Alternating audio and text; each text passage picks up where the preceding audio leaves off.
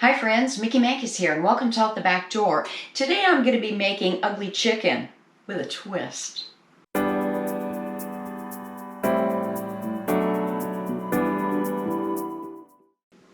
If you happen to be one of those people that you've never heard of ugly chicken before and you're wondering, what on earth is that? I didn't realize I've been canning ugly chicken for years. What ugly chicken is I'm going to be raw packing my chicken into the jars and processing it. When you pull it out of the canner, it's not the prettiest sight. It's ugly. I mean, the taste is wonderful and everything, but your jarred product isn't beautiful where you would take it to the county fair or something and say, oh, check this out, I want a blue ribbon. Anyway, so that's what ugly chicken is.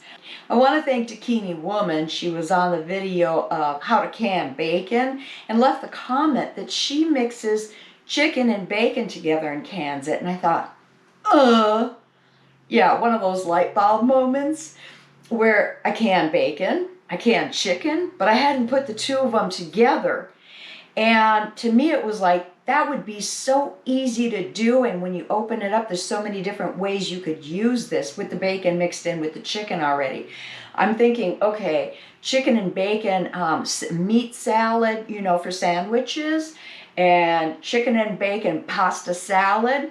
Chicken and bacon when you're using, say, like Alfredo sauce and egg noodles for your hot dish, that type of thing. I mean, a lot of different ways that you could use this. So it was like, Dakini Woman, thank you so much for leaving that comment. I really appreciate that. Okay, the other thing that I'm going to be doing is I'm going to be mixing some herbs with my chicken. Actually, I am going to be using herbes de Provence. And so I'm going to be giving this a little bit more of an adult grown-up flavor, and it's going to be ready to go when I open it up. Now, you're going to be able to see the difference once I get going. I am going to be cutting these in different types of pieces, one for the chicken and bacon and one for the herb de Provence chicken. The thing that I wanted to get going on in canning up more chicken and everything is because right now we in the States are experiencing avian flu going through the poultry and everything. Once this happens, the chicken factories, if they do find avian flu in there, have to destroy the entire crop of chickens. I mean, it's like, we're going to have a shortage of chickens. We're having a shortage of eggs. All because of, they're saying, avian flu is going through and wiping out a lot of things. I think there may be a little bit more to it besides the avian flu, but I'm not going to go out on that right now. I did find chicken breasts on sale for $1.99 a pound when I was at Aldi, and I did my Aldi haul. And so I picked up 2 packages of that so that I could do the bacon and chicken and then the herbes de Provence chicken. One other thing, I have a rosemary and basil sea salt blend. This had come from actually Prince's house years ago, and I ran out of this and I just looked at the ingredients and I made my own mix again. I've got big chunks of Himalayan pink sea salt in here, and a lot of times I like to use this, but that was just another idea I wanted to throw out there for you in case you don't have herbes de Provence.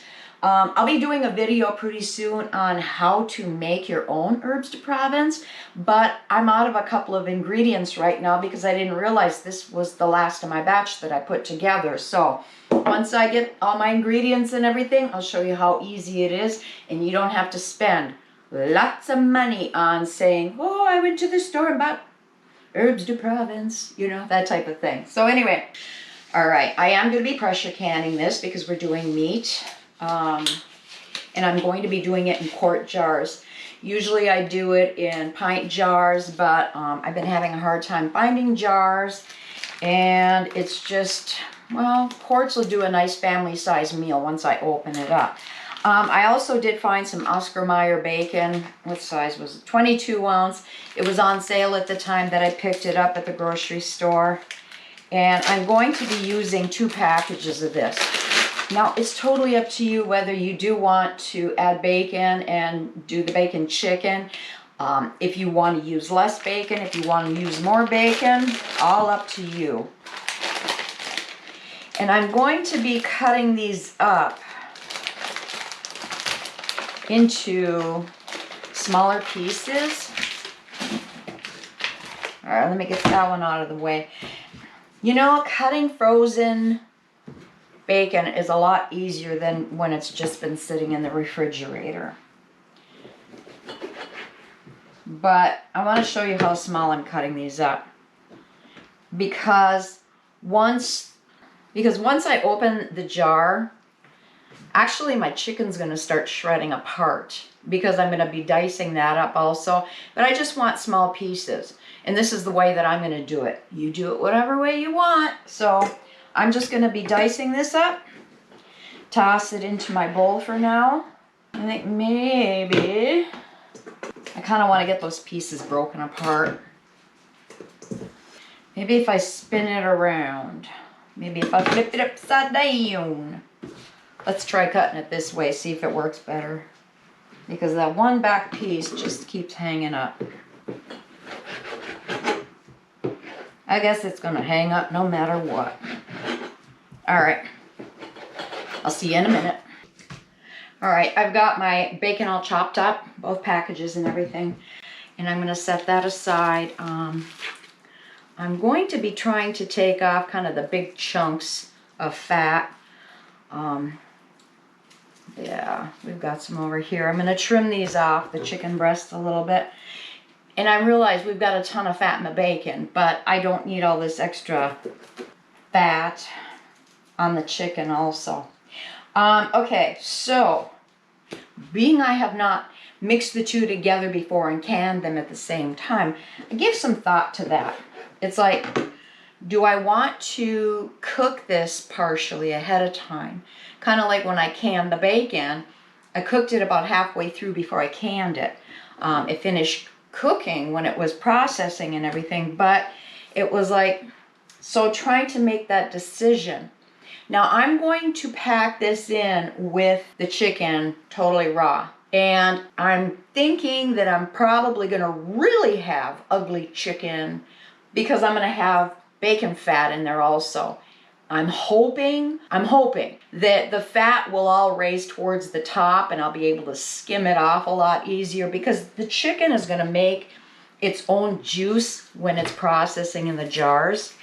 And so I'm hoping that the majority of the fat's going to come to the surface so that I'd be able to just kind of pull it out of there, spoon it out or whatever once I open the jar up.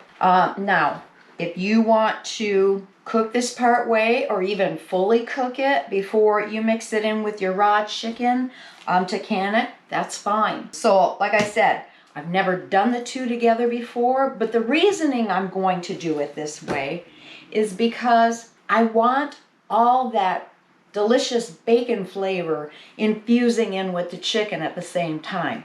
That's my mindset, you know. I do a lot of experimenting and trying things. So this is kind of an experiment and we'll see how it goes. I am going to be dicing. Let me get that out of the way. First, I'm just going to kind of cut strips. And I don't want really small chunks once I start dicing this up. I'm somewhat going to be cubing it. So, okay, I've just got skinny strips like this right now. And the pieces that I have, kind of like 1 by 1, bigger than that. And the reasoning is because once it does cook and I pull it out, this meat gets so tender, it shreds up really easy.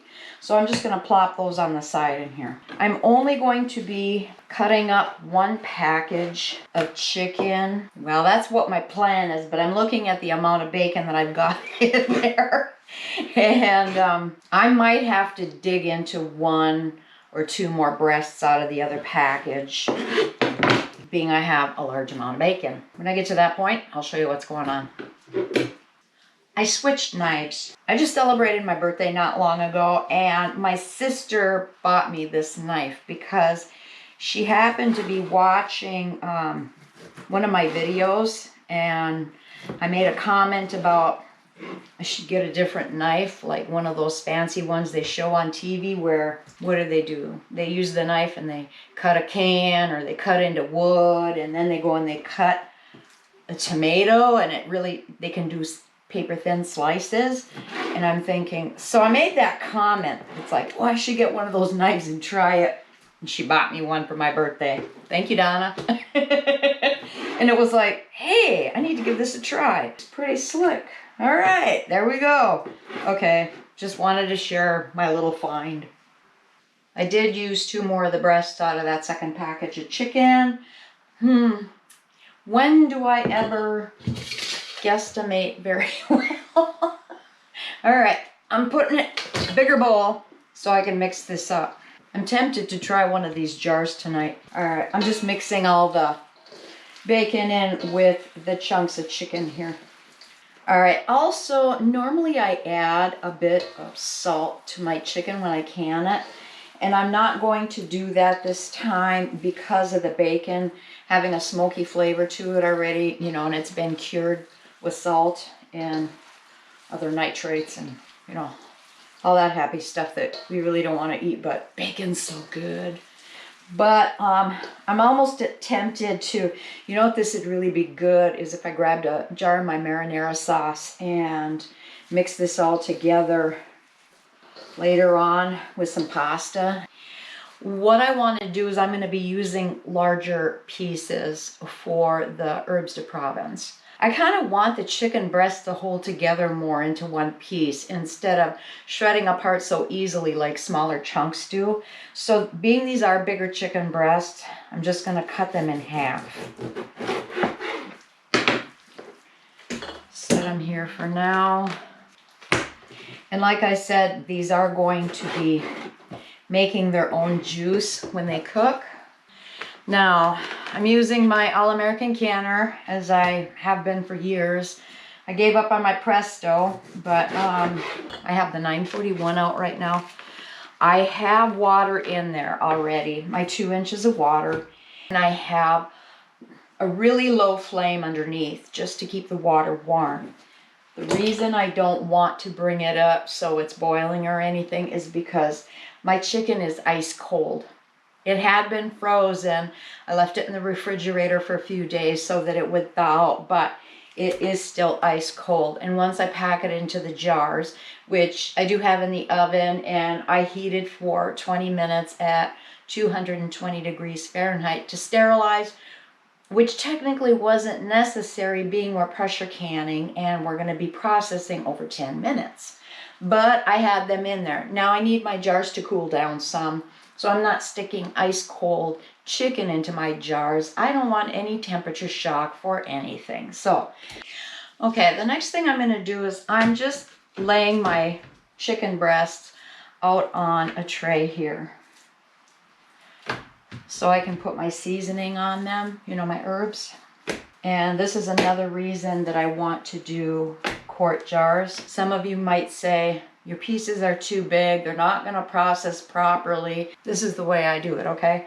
Yes, I've touched this, but I am going to use this whole entire 4 ounces, the whole thing, of my herbes de Provence. I'm just going to be mushing, you know, I like that word mush, mushing my herbs into my meat, onto the chicken. Now I do want liberal seasoning. One thing about seasoning, if you're using herbs for canning, may I suggest not to use sage? For some weird reason, sage just has a weird chemical thing that happens if you can it, and it just turns kind of bitter. It doesn't taste nice. So, okay. Yes, I'm trying to mash this in good, and I'm going to flip these pieces over and do the other side also. That's why I said I'm going to be using up that whole jar. 4-ounce jar of seasoning. So I didn't care that my hands were, you know, touching the poultry because this is going to get washed right away. Some people, when they do make their herbes de Provence, they don't put lavender in it, and I do. It just adds an extra oomph to it. There's simple ingredients that you can use, and then you can do a more complex one with, I think I put like 8 or 10 different variety of herbs in here. I'm just kind of mushing on the sides also to get them completely covered.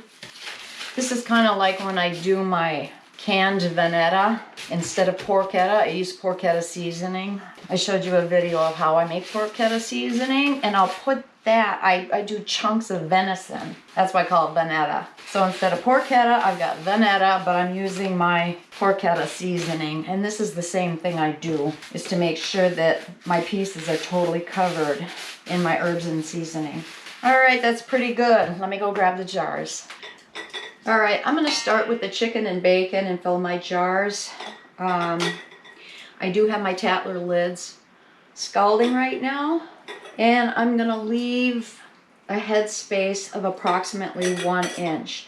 Now I wanna pack this down gently. I don't want to pack it super tight. Once it cooks, it's gonna shrink down. I don't want where I only have a half a jar of meat in there. My bacon, it's stuck to me. All right, I'm just gonna kind of keep filling these up, and then I'll get going on the herb de Provence chicken. Here I go, smooshing again, mushing. Trying to pack them down in there. I believe I'm gonna be able to get like 1.5 chicken breasts in each one of these quarts. Now, if you're using Tatler lids, and you saw my video how to use Tatler lids, I believe in there I did suggest, when I'm doing meat, I usually allow an additional 1/4 inch headspace, and I have found that I don't have failures like I used to. When I first started using Tatler reusable lids, I think these are just going to be too big to shove in there with the funnel. Well, there we go. I've got to wipe the rims anyway. When I first started using the Tatler lids, for some reason or another, I noticed when I was doing like meats or beans, different things like that, I was having a lot of failures, and I'm not quite sure why. Well, once I started adding 1/4 inch of headspace to my jars that had like meat or the beans in it, I didn't have those failures anymore. I am making a mess with my herbs. Well, being these were in the vicinity, I'm gonna have to wash these again anyway. I have one left here, one chicken breast left. And I think I'm gonna cut that in half and set it into 2 of the jars. Grab some more of those herbs. My delicious herbs and spices. All right. Another thing, we're not adding any liquid into this. This is raw pack because it's gonna make its own juice. So we don't need to debubble or anything because there's no liquid to debubble to get the air bubbles out. But I do need to go get myself a cloth now.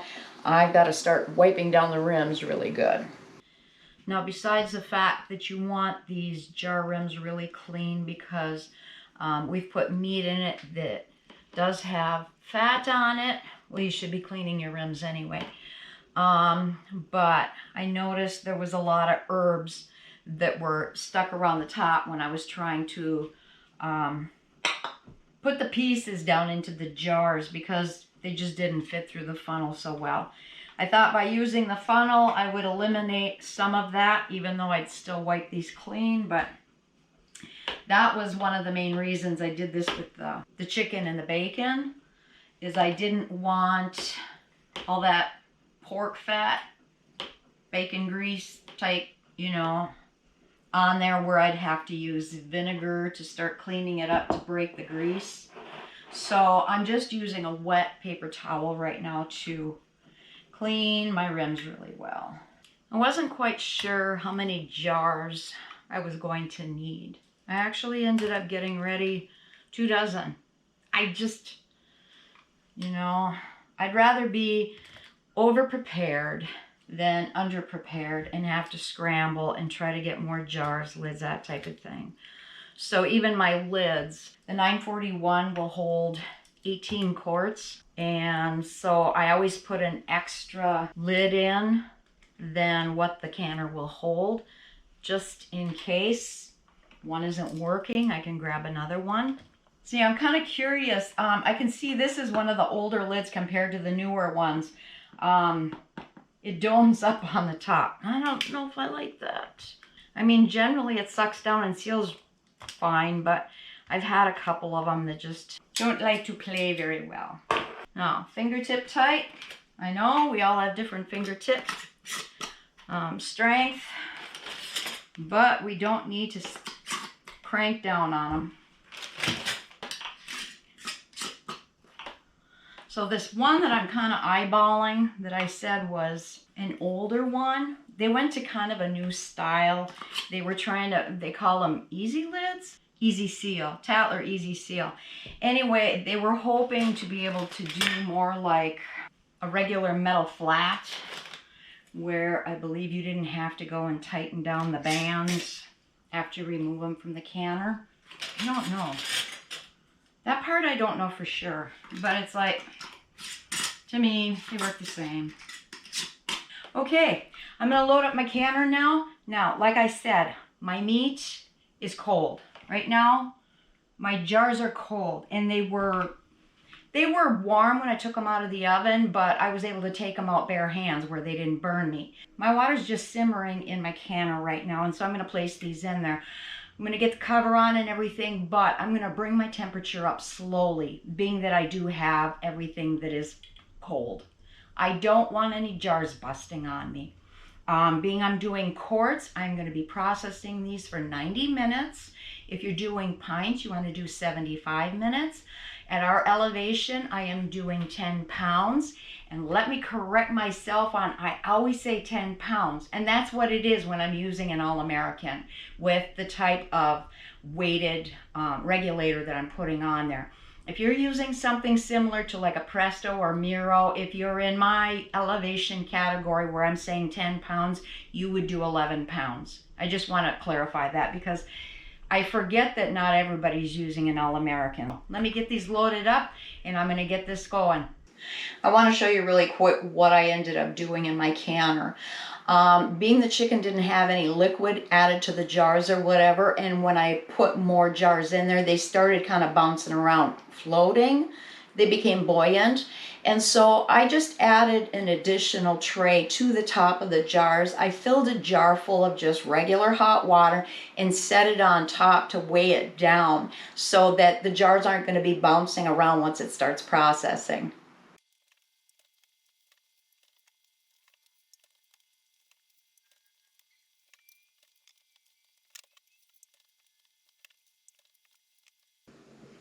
Here's our ugly chicken.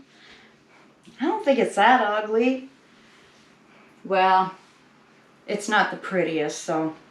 But anyway, as you can see how much the meat has shrunk up and everything, and all the amount of juice that it's made in there, they are going to boil for a while because they're still releasing some of the air, and they're hot.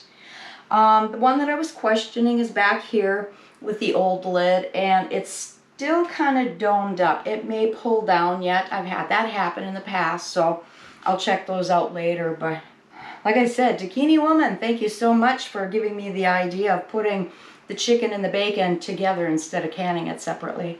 I think I'm going to try this tonight for supper, and if I do, I'll take some pictures. I'll put it at the very end of the video here, and I'll let you know how it turns out. So anyway, I want to thank you for joining me, and if you did like this video, please give me a thumbs up and share. If you have any comments or questions, please leave them below. You know the routine. So until next time, I hope you do have a wonderful day. God bless. Okay, I'm just letting you know, as a side note, I can see the bacon grease has floated to the top like I was anticipating it would. So once it cools and I open up a jar or whatever, I should be able to just take a spoon in there and scoop out the majority of that excess fat. Just in that couple of minutes that I said I wasn't sure if this one was gonna seal because the top was still, you know, kind of bulged up, I can see it pulling down already. So yeah, that one's sealing good. Just thought I'd let you know.